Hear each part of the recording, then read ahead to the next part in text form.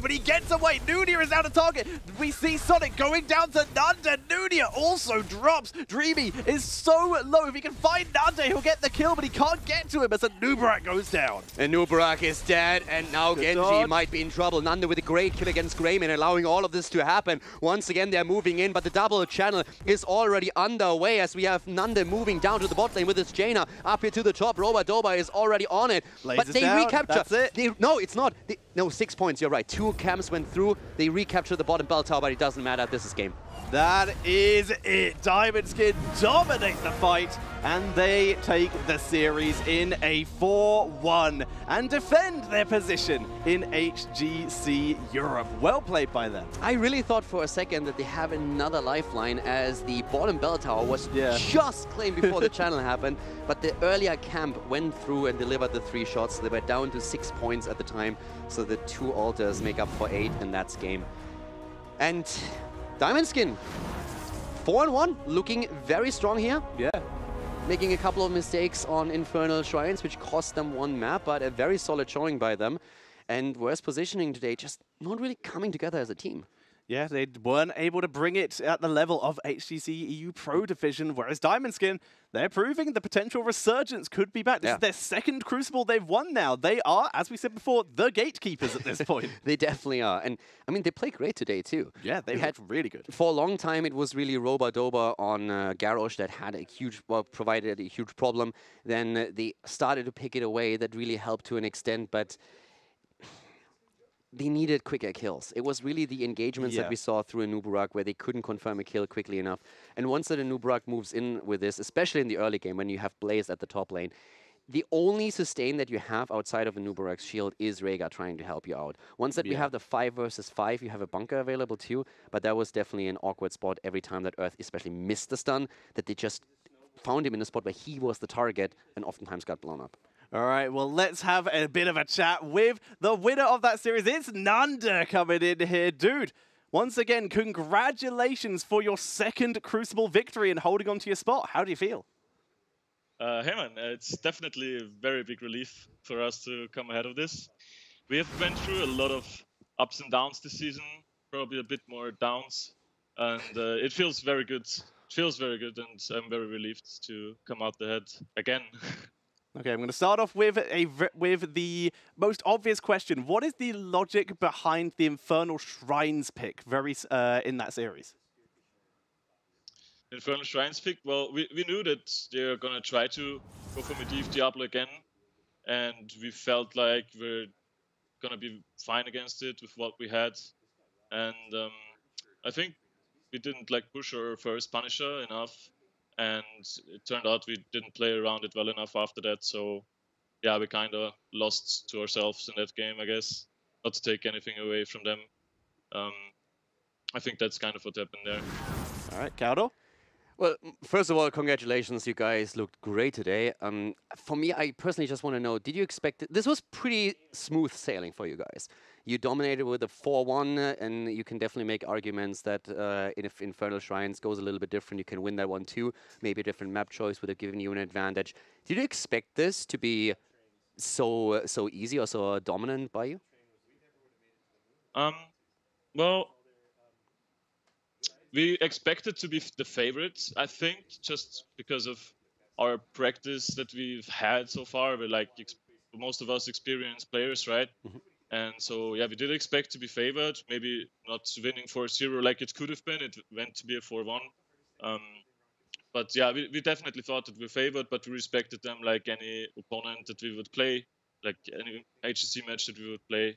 And yeah, it seemed like they were not on the same level in their coordination and so on as you would have to be in the HGC. So yeah, we saw that especially around their combos that they tried to execute, let's say Battlefield of Eternity with the Leyline Diablo setup that they had, but it never really worked out for them. Do you feel that for Open Division teams coming to the Crucible, it's a significantly disadvantage that they are not used to an HG setup, that there's more pressure on them? Or do you think that that's usually something that is where you fight teams on equal terms? There is definitely a lot of, I think there's, well, I can say from my perspective, right, there's also pressure on our side. of the HGC being the defending team, but it's for sure, I imagine, very difficult coming from the open side because you don't have the kind of stability to do this for a living, to practice every single day, and we get to practice against the best teams in Europe, right? So naturally, we're gonna have an edge being the defending team. So yeah, it must be a lot of pressure coming in from the open side, and I'm assuming a lot of them will have a like job that they do at the same time and try to prepare for Crucible, like basically, yeah, as a side job, right? So yeah, it must be a lot of pressure to make it count if you maybe give up on some things related to your job, so on. All right, thank you very much. And again, great play today. You guys looked strong, and I hope that that translates then also into the next phase of HGC 2018. Yeah, and that's what the last question I had to ask. Well, second to last question, sorry. But now that you have re-qualified for HGC Europe, what is the next goal for Diamond Skin? Well, our next goal, not to be in the Crucible for the third time in a row. I think that's a pretty good one to start out with. Well, as you know, we took we were a bit adventurous with this season. We bring in a new player from another region. We picked Rob up before we even had practiced with him because he was still in Australia. We brought in a player that had not really been playing competitive before in Roskmag, and we knew that we're gonna need a lot of time to gel together and to really contest the top spots. So yeah, I think it was our goal all along to just take it as a improving time and see how far we can go in the long run, right? All right. So yeah, I guess our goal is not get Crucibled again, and maybe we can go to a LAN sometime. Would be nice. All right, wish you luck in that goal. And the final question, of course, is: do you have any shout-outs? Huge congratulations to you guys. Well, thank you very much to the both of you. Awesome to see you casting together again as well. And shout-outs, well, I want to shout out to my team, of course, first of all, because it is very hard, being in the bottom of the standings for this time, and then keeping up the motivation to really push through this. And I think everyone showed that they really have great potential. So I'm really happy for my teammates pushing themselves as they did. And of course, shout out to everyone that was cheering for us. And especially I want to shout out to my friends that I actually moved in together with last year for cheering for us almost every weekend, even though they have no clue about this game. And I can hear them cheering from the living room when I'm in between the games, going to grab some water and stuff. I can hear them chanting and shit. So yeah, big thanks to them. All right, thank you very much, Nanda. Get some practice in, get ready for the next phase of HGC Europe, because that is the end of the European Crucible Caldor, and for the first time, no new team will enter into HGC EU. Yeah, I'm a bit sad. We had great games yesterday, and also today I just feel that worst positioning are not going to be happy with their performance. It's one thing if you give it your all and you say, okay, we performed the best we can, but our opponent was simply stronger. It's a completely different matter when things just don't flow. Yeah. And I feel that's what happened to them today. So it's really sad to see them go out in that fashion. I hope that we're going to see them back next time. But for now, big congratulations to Diamond Skin. They played really well today. They really did. And unfortunately, that is the end for Caldor and I for the day. But for you guys, you can hang around, lucky you, because you have Solid, Jake, and Carla bringing you the North American Crucible. Thanks for watching. Stay tuned. They really need to make a play, and there it is. Earth goes in and he gets the stuns off. Do they get the kill? Yes, they do. Hanzo is down and here comes the Earthquake. The X-Strike though on 4 members. Sonic still alive. Will be killed off by the Groundbreaker at the turret as they just wreck Ziku there on that Thrall. Can they find a kill and go for core? Earth is looking for anyone out of position, but he gets hit by the Groundbreaker. He's thrown in. Force of Will is good. The Dragon Arrow only hits Rapid on the backline. The APOC doesn't land that well. Earth gets Ancestral though. Great ult once again by Phoenix, and that could be the end of Malthael and Diablo. Malthael dies. Here comes the ley line. Extremely late in the fight. Diablo is dead too, and those are the kills that Diamond Skin were looking for. He goes for him on his cooldown, then he can definitely die here. But now we have another miss combo as the jet propulsion doesn't hit Roskmag after the ETC slide. Here comes the Sundering. They're trying to go for it. Tranquility is sustaining it through Roba. Roba is a bit low. ETC is escaping, but Gul'dan is not able to get away, and that's the kill. That's the double. Hanzo is dead, and the triple as Blaze is down. as online as it's going to be. There's the one-man multi and Horrify stacked. It's definitely going to be a kill, but two big heroics. Good massive shove will allow them to zone away as well. But the Malfurion route sets up for the attempted kill onto Earthbeer. Good face melt to try and keep him alive. He turns around, goes back in, uses the bunker. Riptide's just going to wait for him.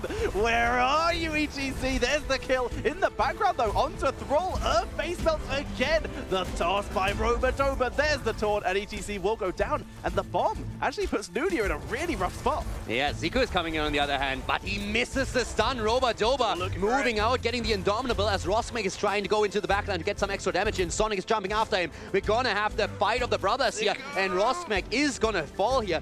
And that bottom lane is such a big deal, and we see the great defense. Once again, Horrify is good. Thrall with Wind Fury on. Brandon with extra speed, but he's able to pull back. Sundering, the huge move onto ETC, who's dropped down so fast, and Sonic will be killed by Genji. Double kill incoming, and once again it's Robodoba that saves the day, saves Thrall, allows the re-engagement, and there's the kill after kill after kill. They're gonna go for core here. Hanzo's arrow doesn't connect, and the keep down to half HP, but the Punisher is about to fall, and here comes the attack against him. He goes down and he loses all of his stacks. He was at 38 or 39 and he loses them. Twilight Dream for the attempted turnaround. Can they do it? Looking for Double. Yes, they can. Now it's 1-for-1 in this trade. Zico power slides in, looking for Robodoba as the target, but a good toss sending Sonic away. But the APOC combo picks off Hanzo. There's Genji also dying. Stun coming out with the arrow. You also have the healing static for Muradin. That's a big plus for Robodoba at that point. Blaze is on the way down. He arrives. Zico looking to move in, but wow, that kill on Genji. That should not have happened. Here comes the movement by Robodoba looking for Sonic. Zico getting zoned away by Dartmock, who also rotates out. Good spear, interrupts the thrusters. Bunker has to be used. Zico will drop it. Yeah, Zico goes down, and maybe even more, as now all of a sudden Earth engaged again, and that puts him into a really awkward spot. He has no escape, goes down, and it's a triple kill. The Tranquility being used at the Dragon Blade comes through. They go for Wolfjaw, but the Ice Fog is there. Cocoon in the backline. Here comes the bunker, and Malfurion finally falls. Sonic the base with a perfect go for the throat. The bunker also blocks a big chunk of the Ring of Frost. Dreamy is low, but he gets away. Nunia is out of target.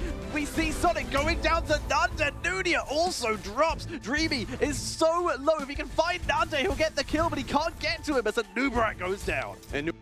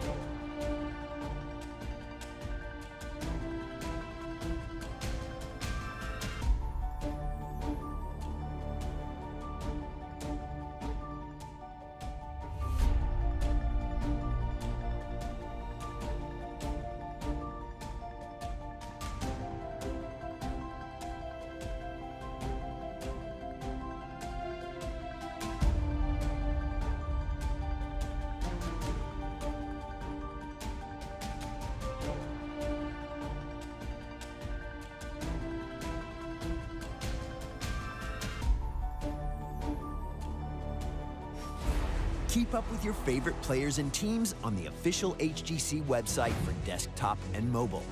Stats, archived matches, and everything you need to stay up to date with the global Heroes of the Storm Esports League. Watch live on game days and upgrade your Heroes of the Storm knowledge. 2018 promises to be the best year yet. Look for expanded statistics, enhanced viewing experiences, and more on your home for the HGC.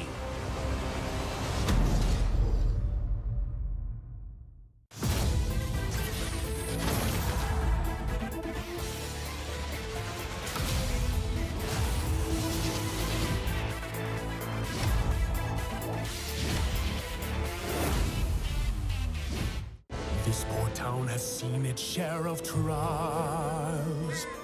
Now we face a new force, sinuous and vile.